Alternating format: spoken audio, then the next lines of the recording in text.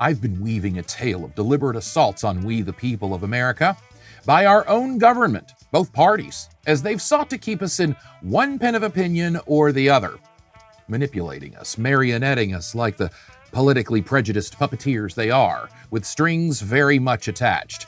As America's broken two-party system has fought back and forth, tooth and nail, for us to think we have the rights and freedoms, but all the while Washington is dancing around the issues. One step forward, two steps back, three to the side, we merengue and we cha-cha, the dangerous dance of demagogues dangling our democracy in front of us like it's something we should be lucky to have. In fact, it is. We take it for granted, and our enemies know it. How do they know? They've been watching this reality shit show on TV and every device for decades now. They know how to beat us, but they know they can't. Not in the old-fashioned 20th century ways. No, that wouldn't look good. Bad PR, no way to spin that.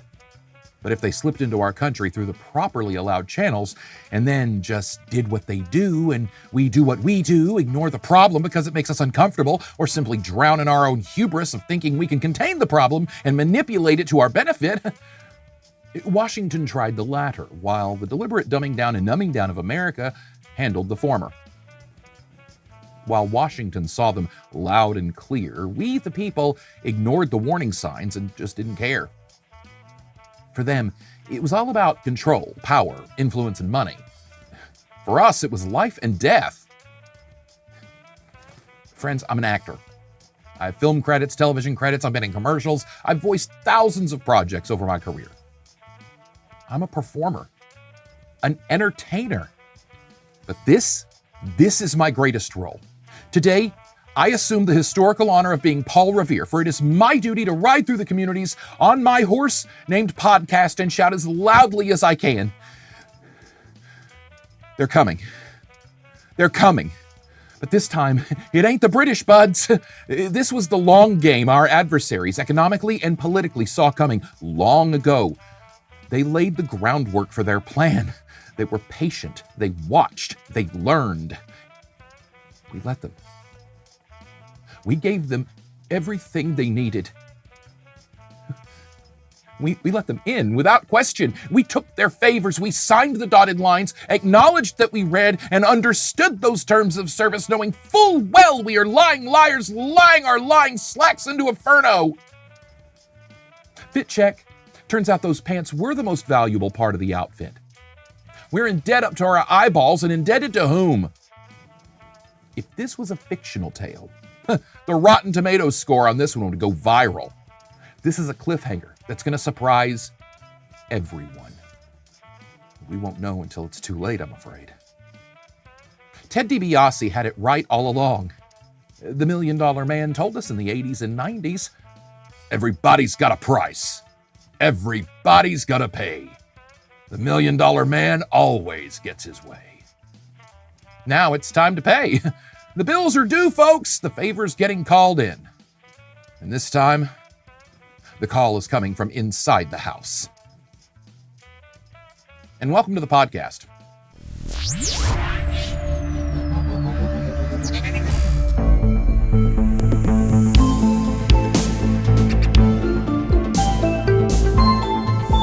What have we learned so far, America? Politics is often tied to mental illness. Spoilers, most things are. With American politics in the last 80 years, the post-Roosevelt era saw many conservative Americans looking around the country at what Democrats and progressives did to save our economy, with this frustration that their excess and corruption had caused the problems that nearly destroyed America in the first place. Pretty emasculating, don't you think? Imagine living together. Your partner says, hey, I'll take care of the bills, the budget, keep the place clean and everything if you'll just work and bring in the money. I'll handle the business. Well, you make decent money, seems like a good deal, right? Then one day you check the mail and find out the bills are in default, your bank accounts are overdrawn. You can't figure out where your hard-earned money went. Then when you ask why you're broke and your house isn't clean and is getting foreclosed, they scream at you and tell you it's your fault. Your partner tells you it's your spending that's killing the budget, and you're terrible for wanting the things you want. Then, when you look closer at the records they fight like hell to keep you from seeing, you find out they had a complete breakfast from somewhere nice, door-dashed every morning. Then they took their coworkers out to lunch every day. Then you see these mystery charges you can't reconcile, cash withdrawals, transfers to accounts you never knew about. Your partners stand steadfast, holding their ground that you did this. When that fails, someone must have hacked the bank account. They'll lie you into submission or action. Then, to save the house and everything in it, you put them to the side and take the reins of the duties. You take out an equity loan on the house because it's all you got. The whole neighborhood's fallen to shit, so you know it's now or never. You change all the rules of the house because, well, the old ones made it so they could spend recklessly. You hire people to clean the wreck because you can't work and clean and do the bills. You rob Peter to pay Paul. Take out a loan or two, consolidate this, consolidate that. You get creative and spend money to make money, and before too long, things get turned around. Everybody's happy when things get turned around. Except the people who wrecked the house and now look like inept clowns who should never be left home alone again, ever. Then those people who benefited most from this massive socioeconomic bailout that was the New Deal began complaining when it was time to pay the credit card bills they racked up. Then they blamed their partner for taking out those loans to begin with, completely ignoring why we went in debt in the first place. From there, it was a conservative strategy of, well, if we can't fix it and if we can't make it work, then we can at least make it work for us. Then, when more and more people started recognizing that for what it is, the conservative strategy became one of, if it can't be all ours, then we'll wreck it so bad the other side will look bad too. Capitalism as a socioeconomic principle is built around greed. It is this compromise of values which makes the principle almost sociopathic in that it demands the selective disconnect of empathy and compassion, the disregard for the greater good for the sake of the greater gains. Think of a disaster. You could save everyone, but while you're trying to get to safety, there's this big debate on who should be saved and how much it will cost if they're saved. That's capitalism. That's a hard moral and ethical bridge to cross because then you must create a society of people who believe some people must prove to be worthy of being saved. Fascism is the hard, stiff drink that makes that decision go down easier. Fascism is narcissism. The more we discuss it, the more I think you'll find the tactics of gaslighting and dictating the narrative of other people's realities and perceptions is a key tactic for both. In an abusive relationship, the narcissist will not only convince you that you're the reason they hit you, but that the bruises you have were actually given to you by you. Why are you hitting yourself? When your older sibling does it, it's just familial bullying. When governments do it, it's the stuff of social nightmares. The deliberate dumbing down and numbing down of America for the purpose of controlling the masses and swaying them to the will of, well, whomever could herd the sheep. Why was this necessary, and how did it blow up in our faces? My conspiracy theories on this subject span all the corners of the dark and twisted mind. We are living in a time when nothing surprises us. Even the most out there outcomes are a possibility we must consider. When you begin to answer, who would benefit from America's fall? The answer is simple. No one. Someone taking America would be worldwide chaos and maybe even global extinction level event, right? But you can force the company out of business, then sweep in last minute, buy the place, even let them keep the name and the staff and the company handbook. We promise not to change anything. We like this place and it should be open. Glad we could help. Then you get the call. That favor gets called in. The Russia hoax is offensive to me because most think that's where it ends. North Korea, Saudi Arabia, which links to Vince McMahon too, 9/11, Iran. Hell, most of the Middle East has motive we dropped on them or sold to their enemies, like Russia, China. TikTok is a Chinese app. The tech is Chinese, even if they had to divest their American interests to ByteDance. Are you naive enough to think that they aren't still listening? I'm concerned if you're that comfortable in your oblivion. Don't you think Putin wanted to live long enough to see America fall? What would he do to accomplish that? To be the man who did it when the legends before him failed? Ego, narcissism, ambition, that missing piece of extreme intelligence, too. While Republicans went to the Goldwater standard for their extremist, obstructionist, and divisive rhetoric a decade before, Nixon took us off the gold standard in 1971 to curb inflation and to buy his near-clean electoral sweep of the nation the following year. Like the creation of the Federal Reserve just 58 years prior, the debate on whether this was a necessary evil or just evil goes on. Pros and cons and talking heads yammer on, but regardless, America's very greed and money-based economy has been running on fumes ever since. The fumes of falsified and inflated finances.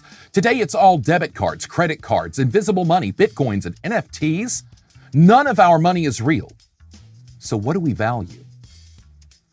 Culling in that debt isn't going to be pretty. Lots of people will want what we have, and we're far too divided to fight back. They'll wait for us to fight ourselves into another civil war, then come to pick up the pieces. This isn't fiction. This is happening before our very eyes. It's been in the headlines, but you either didn't get that article because it wasn't in your algorithm, or you dismissed it as fake news because that's what you were told. What's bothersome about the Russia intel regarding their efforts to influence our elections policy and officials, in whatever form it's discussed, is the rush to dismiss it as false. It's concerning, and I believe showcases our true treasonous actions to our foes. When handed clearly alarming information, Americans won't get it and won't even care. We're too consumed with the games on our new phone that come from where? We're too consumed with justifying or condemning wars that don't go on here. We don't recognize the stewing battlegrounds in our own minds. Let's tie it all together. The NRA's gun cultism is so strong that Americans ignore that Russian oligarch Alexander Torshin tweeted that he and Russian spy Maria Butina are the only Russian NRA lifetime members he knows. Which brings into question, if the National Rifle Association allows Russian spies, why the hell is it allowed to be? And why aren't Republicans the first to ask that question? Even if it's dismissed on facts, the fact is, before any looking into it whatsoever, it's dismissed as fake news. Because they're told it is. Torshin and Butina are connected at the hip, and both have a strong relationship with the NRA, and have since the 2011 annual meeting at least. Journalist Scott Stedman notes in a 2018 Medium article a handwritten letter of the NRA's president, David Keene, praised Torshin and invited him back to the annual meeting. Torshin had been to every annual meeting of the NRA until 2016. Word began leaking of Russia's involvement in America's 2016 presidential election. The one where Republican candidate, criminal, traitor, and convicted sex offender Donald Trump asked on a live televised news conference for Russia to commit espionage on behalf of his campaign. When he straight out looked at the camera and said, quote, "Russia, if you're listening, I hope you're able to find the 30,000 emails that are missing. I think you will probably be rewarded mightily by our press." Mafia.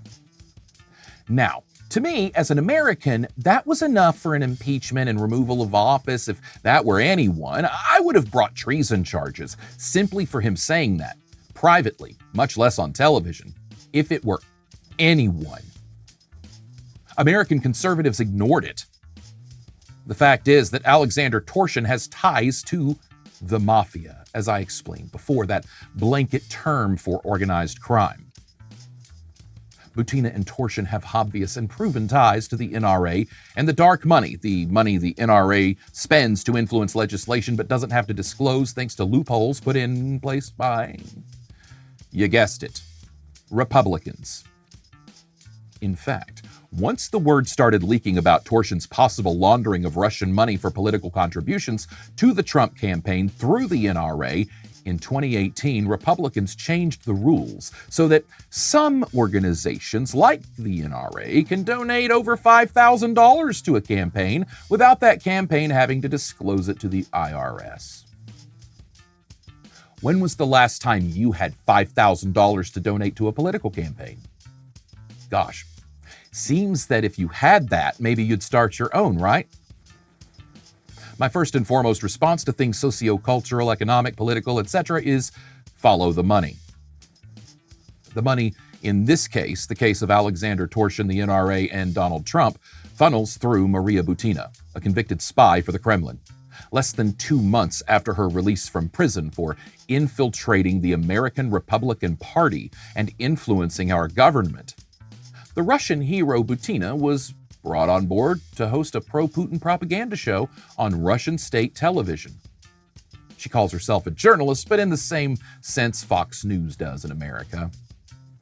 She admitted to spying for Russia. She admitted to compromising our elected and otherwise appointed government officials for the purpose of weakening our policies by identifying who in those circles was more easily able to be compromised for a pro-Putin agenda. She went to prison for 15 months. Turns out we don't execute spies. They're too valuable. Think of what we could trade for her, right? Trump gave her back to Moscow for nothing in return. A favor was called in, apparently. Of course, the Kremlin denied all involvement and said her confession was tantamount to a lie she told to come back home. Evidence certainly doesn't back up a lie. So you're either a liar to us or you're a liar to your people, but a spy is a spy and a liar is a liar. Like a poisoner, you can't ever eat or drink around them. Best not to kiss their lips. We've all seen Batman and Poison Ivy. Trust is a tricky thing. Integrity is kind of either or, not a lot of middle ground. You can justify and excuse your choices, but when faced with a clear right and wrong, my argument is the missing piece I spoke about before, that missing piece of intelligence. That's where the darkness comes from. When the light is too dim and the darkness swells, our judgment becomes clouded by our own twisted justifications and excuses for why the bad thing doesn't matter this time.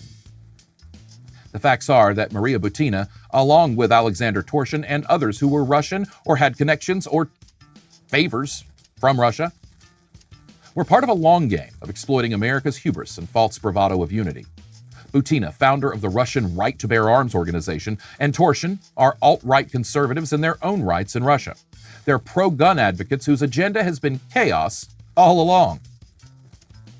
What if I told you that the mass extinction event coming isn't a pandemic, though how we handled that might have given them some ideas? The next war will be initiated by a digital, data, or internet attack, and the war among us, the working class, that the governments won't be able to stop because it's what they brought on all along, it will be us taking arms against one another, and we'll all have our own personal arsenals to do so. There isn't a country on this planet that can take a united Second Amendment respecting we the people. They need us to cull our own herd first. They need us to go on the attack against our own people. So nobody is the bad guy. But us, of course. We did it to ourselves. Did you see what we wore to the club? Then other countries, influenced by the NRA's agenda of profit without regard for consequence, will also be as armed and ready to come and take what's left.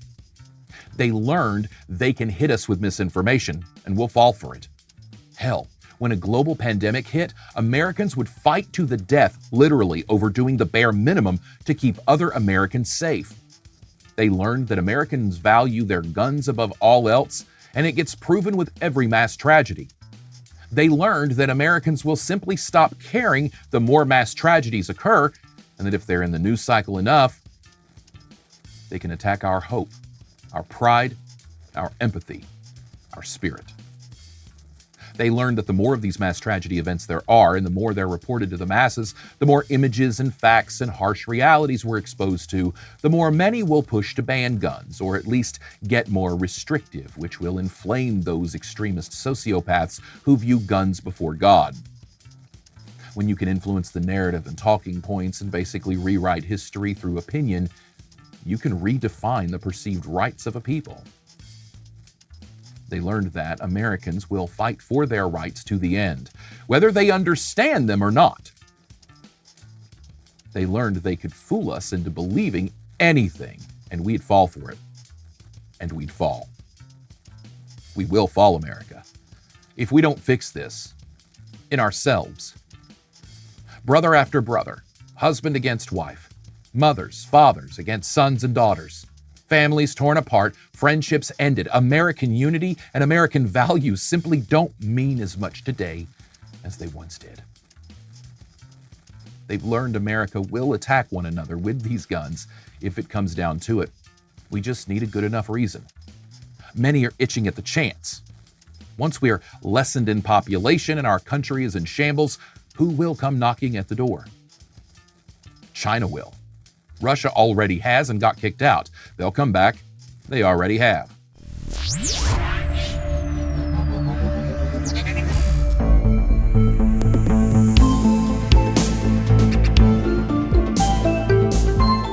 There's corruption afoot, and has been for some time, that opens our government officials up to compromise.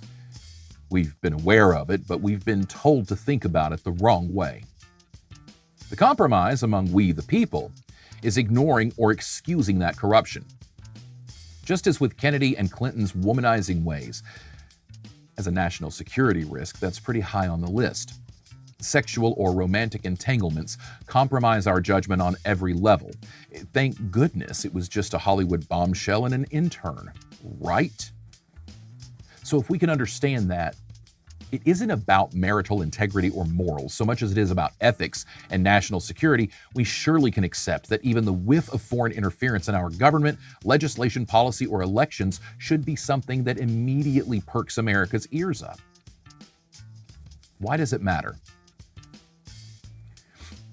Bill Clinton, Kennedy, Trump. Men in power who have an insatiable thirst for the attention of women. If you won't say it, I will. I get it. Look, in my younger days, as misguided as I was about how to obtain the attentions of women, I loved the attention of women. I just wasn't prepared as well or educated properly on women as it relates to relations with them. Our society is and hasn't been one of open dialogue regarding sex, sexuality, or even the proper expression of emotions. Hell, most white Southern straight Christian identifying men my age, give or take a couple of decades, aren't brought up to even acknowledge our emotions. Yet interpersonal relationships between two individuals are complex. You stir sexual tension into that mix, whomever it is, and the complexity increases exponentially. Now, if we were teaching our society properly without regard for feelings, just based on facts about these things, then, well, we wouldn't know. Please refer to the early 90s and Bill Clinton firing America's first African-American Surgeon General, Dr. Jocelyn Elders, when she suggested we weren't doing a great job educating our children on this topic. She was asked, specifically on World AIDS Day, what she thought of masturbation being taught as a method of birth control and disease prevention. Like, do you think if people just learned safe and hygienic ways to handle things themselves and weren't in a culture that shamed them for it since they were too young to know what that meant, that they might just pull away from the urge to, say, grab someone by anything? Boys will be boys, right? That's the lie we've been allowed to be told for too long. Because girls will be girls too. People will be people. Human nature is what it is. The rest is up to society. It's really all in how we're trained and taught and what is normalized for us. This goes back to my earlier mental health too much too soon argument, right?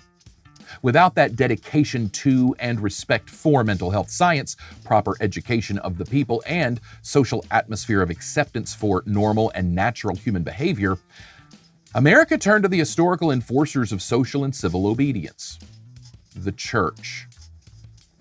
We've allowed religious manipulation to dictate that narrative. Follow me for a moment. One's geopolitical loyalties are tied directly to so many of one's foundational values that influencing that or manipulating that becomes a volatile operation of constantly maintaining the perfect conditions to prevent a meltdown of nuclear proportions. The same is true for one's religious or spiritual values. The issue is one's perception of a higher power is imaginary. Therefore, many choose to imagine that higher power to be perfect, infallible. That way, nothing is a mistake, nothing is wrong, nothing is bad, everything is according to plan. The real or geopolitical ideals, things like party politics and patriotism, are highly corruptible and subject to much scrutiny, to most, because they're man-made mandates, while one's doctrine is divinely dictated.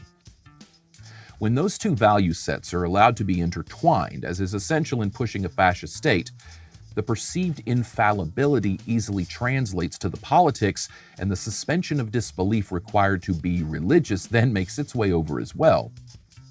What doesn't make its way over to the other side is the scrutiny and accountability of corruption. Why?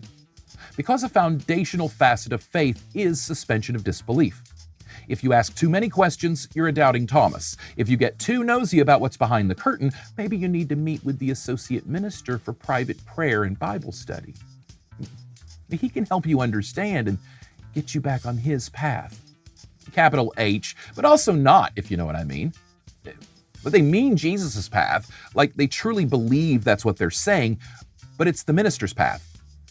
He's manipulating your thoughts to make you conform to the cult. So you'll vote their way and keep swiping your card in the new offering plate at the checkout aisle. Now, our political system operates in similar ways. When you doubt or ask too many questions, or the wrong questions, you're almost ostracized with your loyalties and agenda called into question. They shout and scream that you can't oppose us now. We need everyone on board to beat the other side so we don't lose our rights, our freedoms. It's deliberately ambiguous. The ideals of fascism are a slippery slope.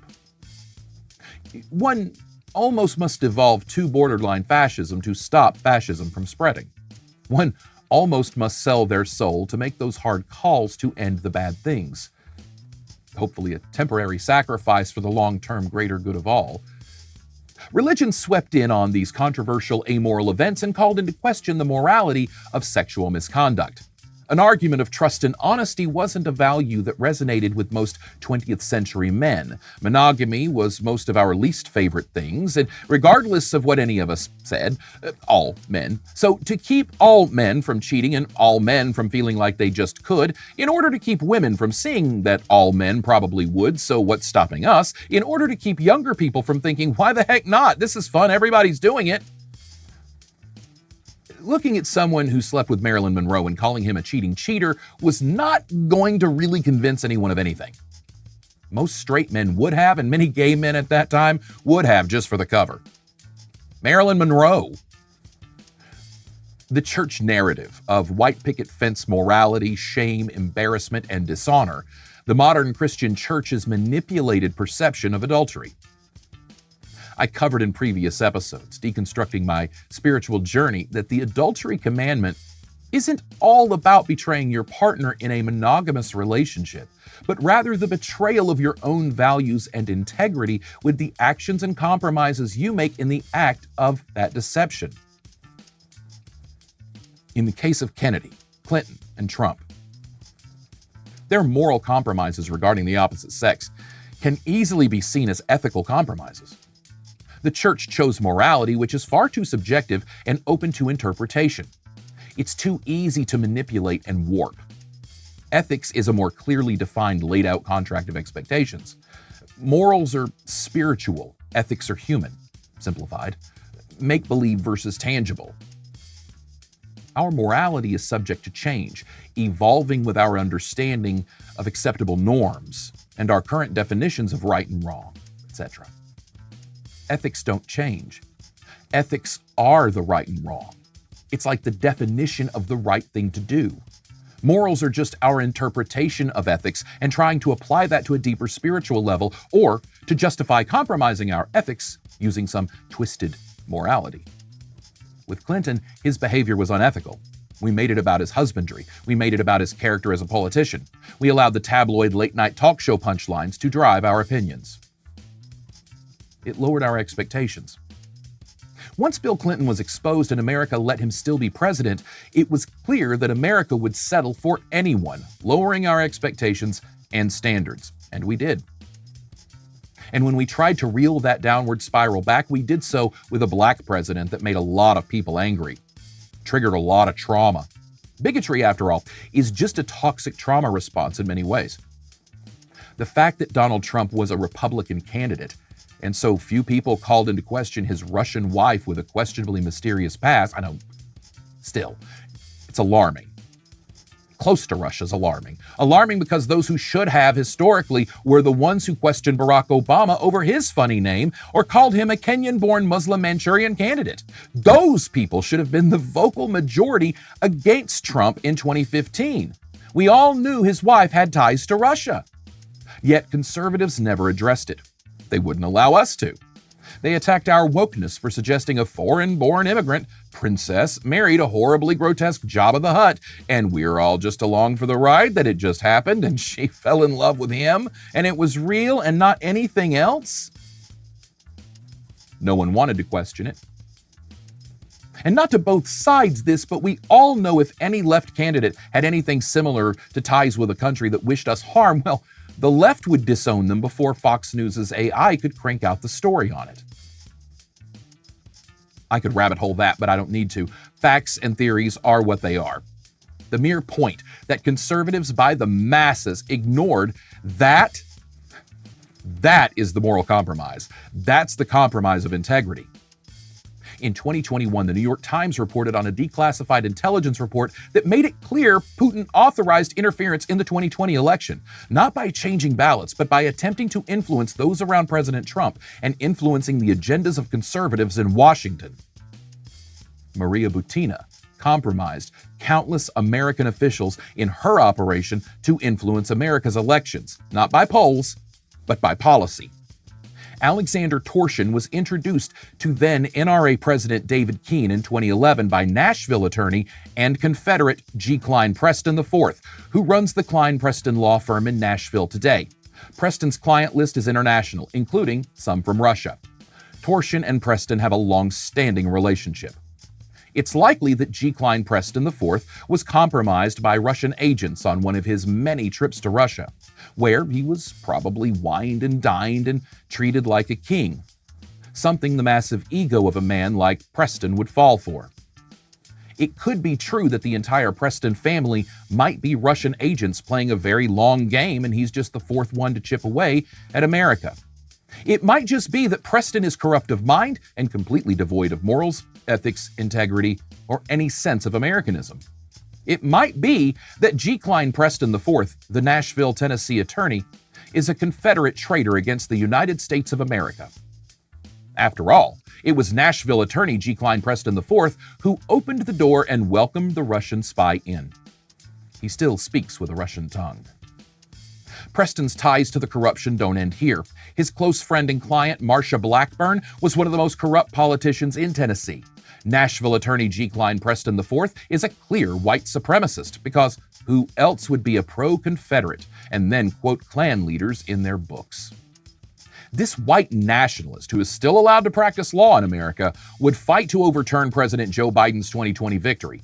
Preston once tweeted about proposing Russia's Vladimir Putin to be U.S. president as a slapback birther conspiracy jab following the Obama win. NRA loyalist Preston has been on pro-Putin propaganda conservative media promoting his anti-American agenda for years. Foreign media. Preston has repeatedly voiced his confidence in the Russian political process, praising their elections while condemning ours as corrupt. His good friend and representative for the Russian mafia, Alexander Torshin, was revealed to be the Russian handler for the Russian spy, Maria Butina, who also has ties to Russian sympathizer Preston.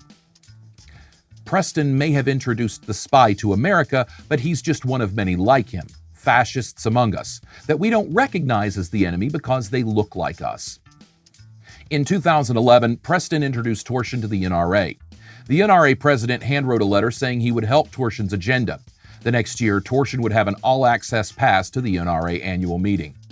In 2015, Torshin would attend with Preston, getting face time with some of the most influential conservative decision and policymakers in America. The money and influence trail of Preston, Butina, Torshin, Trump, and more involved spreads out like an intricate spider web and seeks to influence a lot more than just America's gun laws, or even influence other countries to embrace a gun culture like America has. This gun culture, by the way, that has been completely misrepresented and manipulated since the mid-1970s when the NRA went full-on extremist organization.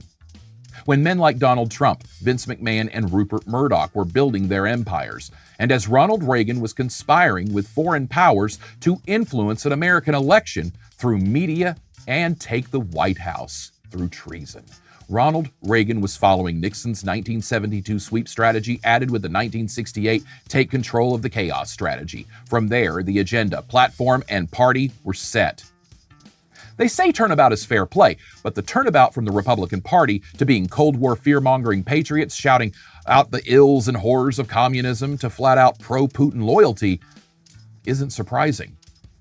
Today's war is informational, and if you don't think many of those in power in America are compromised by the corruption of their actions or the corruption of their morals or ethics, understand they're certainly open to being compromised by the enemy. Media manipulation at best, a spy at worst. Maria Butina proved that. Alexander Torshin proved that. Donald Trump proved that. Republican voters proved that. The end game for conservatives? It's honestly one that benefits whomever would try to swoop in and take over whatever's left. An Article 5. Simply put, under Article 5 of the Constitution, upon certain conditions, state legislatures would be allowed to convene a convention of states to amend the Constitution. Article 5 and the push toward this movement is complicated and has a lot to explain. Brass tacks, why is this so important? There are a lot of different ways the Constitution can be amended. Traditionally, it's this huge process of proposing amendments and then fine-toothing that language back and forth in subcommittee after subcommittee and all that governmental jargon. The amendments we have today were approved by 2/3 of Congress, then 2/3 of the states ratified it. That's how it becomes a law. Little schoolhouse rock for you. Having never been used before in history, this is all academic hypothetical discussion, of course. However, the National Constitution Center clarifies that if 2/3 of the state legislatures ask for it, a convention of states would be held. Now, what's tricky about that is if a convention is held, the convention can propose amendments in a, hey, while we're all here doing this kind of thing. Congress doesn't have to approve these amendments. These amendments bypass our congressional checks and balances completely. These amendments, this conference, turns the power of the federal government over to the states controlling the convention. Those amendments pass go and collect $200, getting sent straight to the states for ratification. Then, just 3/4 of those states would be needed to ratify. Currently, those bills, amendments originating Congress, go through all of that checking and balancing before going to the states for final approval. Article 5 removes Congress from the process altogether. Who voted for Congress? We the people. 2/3 of 50 is 34, 3/4 is 38. Conservatives need only 34 states to enact an Article 5. They would just need 4 more to do whatever the hell they wanted, including dismantling the federal government as we know it, unwinding tons of progress, protections, and ending the states' rights fight once and for all. On the wrong side of history, of course. There would be no codifying anything anymore. Your Congress could very well be made up of 50 governors for all we know. Whomever called the conference and had the numbers would be able to rewrite the rules for the entire nation in one fell swoop. They'd be able to dictate our lives completely. Love America or leave America. Isn't that what they tell us? Well, let's just hope they're only corrupted by their own greed and ambition and not by a foreign entity. Right? In 2023, Republicans controlled 22 states to Democrats 18. 10 states are considered swing states hanging in the balance. Those states, Florida, Georgia, North Carolina, Pennsylvania, Ohio, Michigan, Wisconsin, Minnesota, Arizona, Nevada. 2 of those, Ohio and Florida, are trending red. Most are within 1 percentage point in a vote split. It's too close to call. The red states are blowouts. They're so swung it's like territories. The blue states aren't much different. And when one looks at the map, Chicago is what's keeping Illinois blue. 38 out of 50 sounds like a big number until you look at the map. Then you can clearly see how these battleground states, the ones each election is trying to flip, would give Republicans 32 states. 2 more needed to call the conference. Seeing it laid out looks ominous. America divided in 2, with the Northeast blue, the Pacific Northwest, and some of the mountain states blue, but a big swipe of red from across most of the rest. Of course, land can't vote, which is why many are fighting to end the Electoral College and many of the election laws and processes in place to make our elections less fair. By popular vote, it's up in the air. Redrawing the lines? Well, that's how Republicans win. We're all worried about the White House, in which letter sits behind the resolute. We stop paying attention to even Congress, much less our state legislatures, much less our local or county governments. All the while, the slow rise of fascism creeps its way through our school boards, city councils, county commissions, fueled by propaganda and dark money, the NRA, special interest groups, and the backslide to civil war becomes inevitable. When that convention is called, will it be called to change America to a more conservative church state? Will it be to make America great again by means of illegalizing being anything other than white, straight, and Christian? Women are legal so long as they know their place in this new America.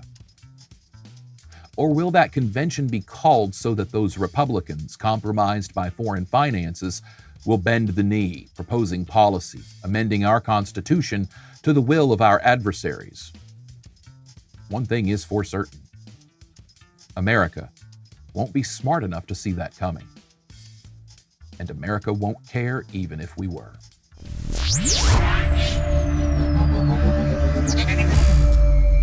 Over the course of conservative failures since the end of the Civil War, a dark playbook for winning was written.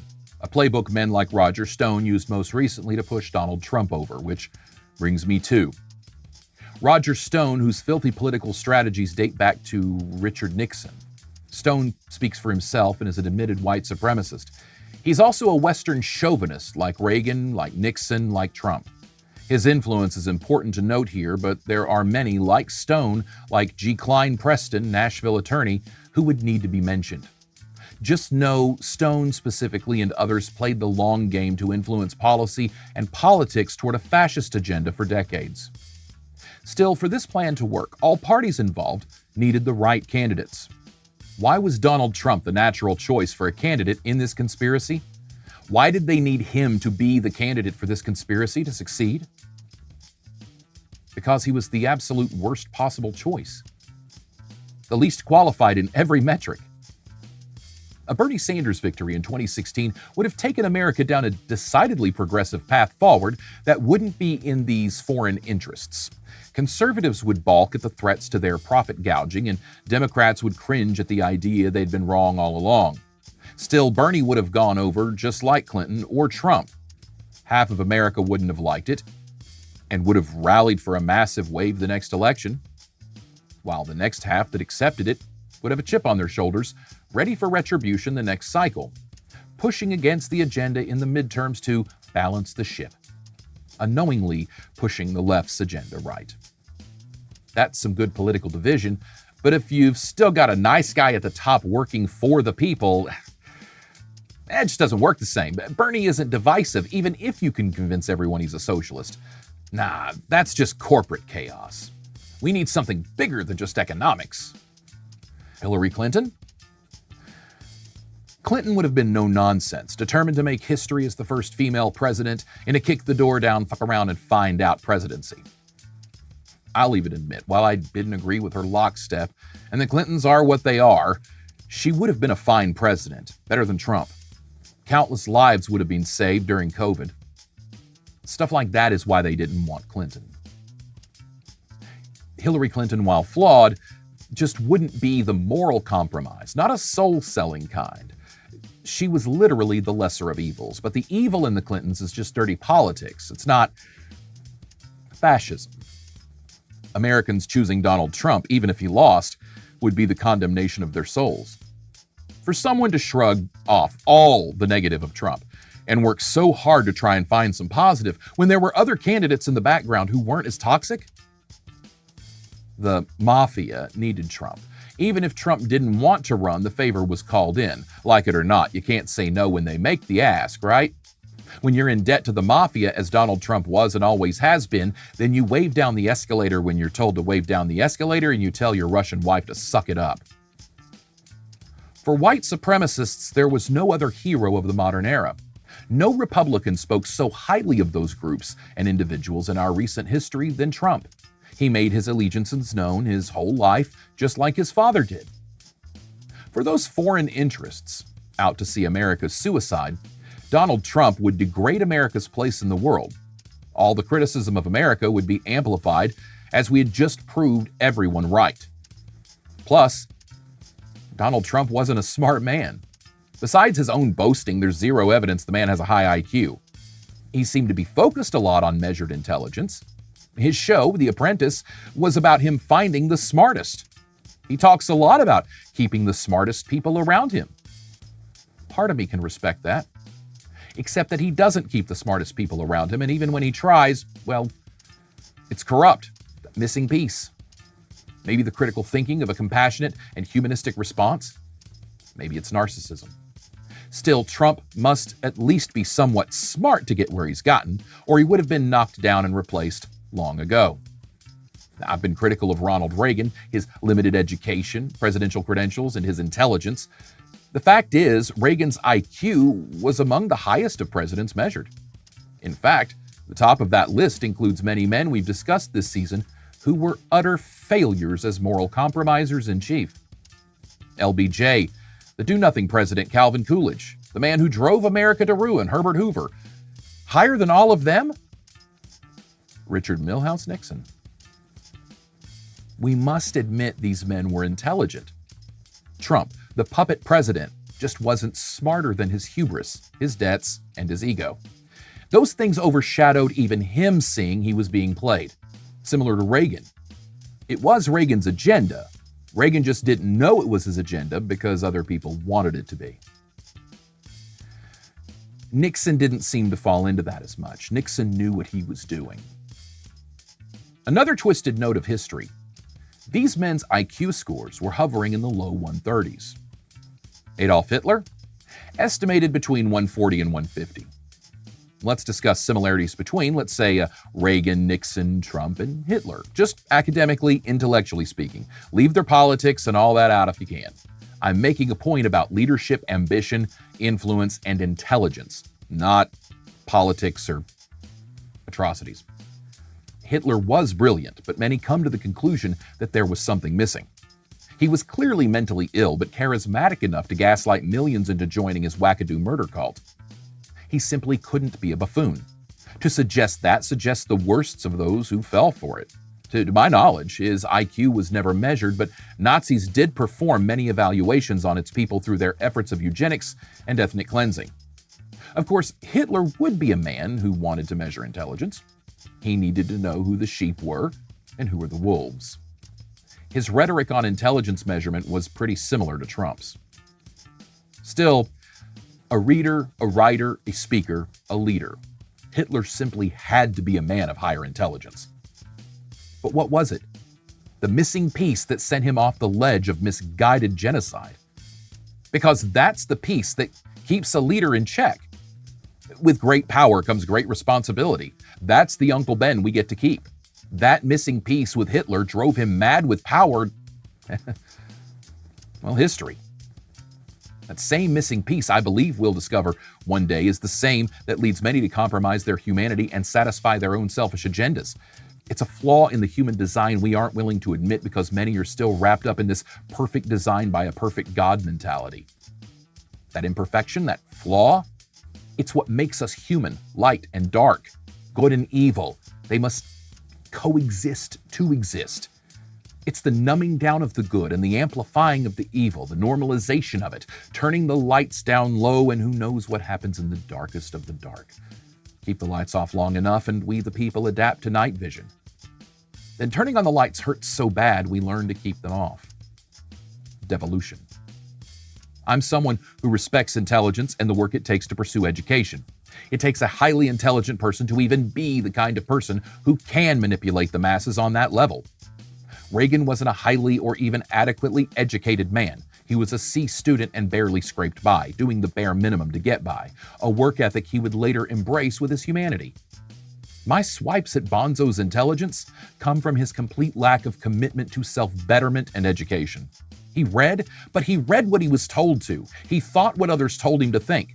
Plain and simple, he was intelligent in some ways, natural ways, but those are ways that help you avoid learning new things that challenge your current ways of thinking. Naturally intelligent people who don't excel academically might be learning challenged, or just smart enough to find the shortcuts, lazy enough to use them, and a good enough actor to play off their limited knowledge. Those are ways that if someone challenges their thinking, they might not be able to withstand a smarter person's argument. It isn't enough to just be smart. You must be humble to what you don't know and be open and willing to be wrong. Smart, intelligence, education, knowledge, experience, perspective. They all mean different things, but they're so connected. Intelligence is the more natural, measurable one. That's sort of all-inclusive of thought process. Being smart isn't always about formal academic education or even intelligence, but I believe it is about knowledge. Pursuing knowledge through some form of education, that's necessary. It's about acknowledging perspective other than your own. It's about having the wisdom to wait until you have the experience to validate your ideas to others. Reagan wasn't smart. Trump certainly wasn't. Nixon? Maybe. But certainly something else. Certainly something was missing with them all. Trump, Reagan, Nixon, Hitler, and many other narcissistic, sociopathic, highly intelligent manipulators of men are almost psychologically drawn to the bright shine of fascism, like Icarus to the sun. Why? Because, simply put, they're the privileged of society. They can be fascists. Fascism benefits them the most, and they aren't remotely the least bit affected by the fallout or ramifications of a fascist state. They are, at the core, oppressive bullies. Hitler benefited from fascism just like Nixon, Reagan, and the conservative Republicans who joined lockstep loyal behind them. Conservatism is important for balance in any scenario. It's just that the conservative having too much of a say for too long simply halts any forward momentum. You get stuck in a rut, same old, same old. You don't change with the times. That causes friction. Progress is important for balance in any scenario. It's just that the progressive having too much of a say for too long simply spreads the growth of those valuable profit margins to the workers who make all that happen. Progress also means that more and more and more and more and more people and more types of people, all people, will have more and more and more of a voice in our society, in our economy, in our communities, and in our government. Well, now you know why that simply can't be allowed in America. That is why ALEC was founded the year Roe v. Wade was decided. That is why ALEC fought for decades to overturn Roe v. Wade. We need more white babies for majority balance and for workers. We, the working class, are the slaves. We're the livestock, and they're forcing us to breed. They managed to do so culturally with the traditional white picket fence narrative. When that fell apart, they just said the quiet part out loud. But they've been doing it for every single issue for years. And for the last 30 years, it's been amplified in the algorithm by whomever had the money to spend and the motivation to manipulate and misinform the masses by means of media, foreign or domestic. Time is running out. TikTok, America. TikTok.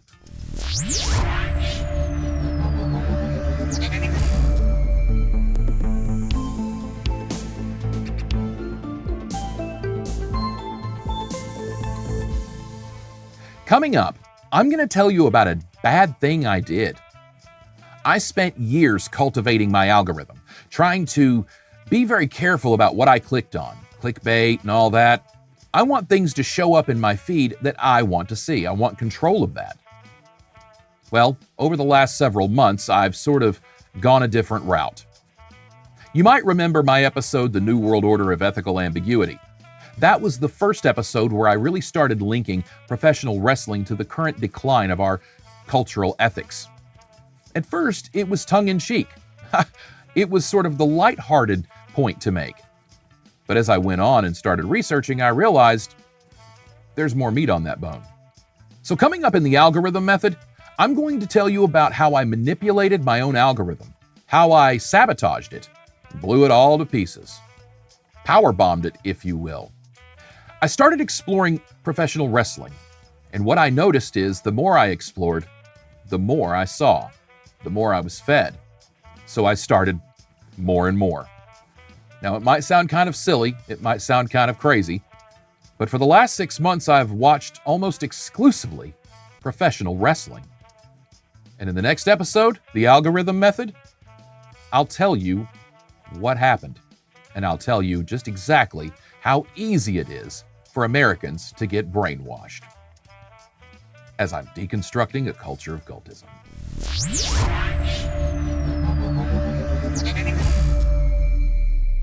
Thanks for joining me. My book, Overthinking Everything About You, is available on Amazon, and you can link to it through joshbrandonmedia.com. It's a compassion and critical thinking workbook, and I think it'll really help. Check out some of my other videos on YouTube. I've got them all organized in playlists for you. My original music, my TikToks, all of Overthinking Everything, my voiceover, acting career. It's all there for you to check out. Check out my merch store too while you're at it. Your Trigger Tees in the Sir Talks a Lot, Swags a Lot store, with more products coming soon and bumper stickers now available. Follow me on TikTok and everywhere online. Like, share, and subscribe to this channel and this podcast. Do all the things I need you to do to help me grow. You grow with me, we grow together. Consider a donation to my Cash App, and look, don't forget to sign up for my email list. There's a lot of cool stuff coming up. I'm Josh Brandon, and I'm overthinking everything.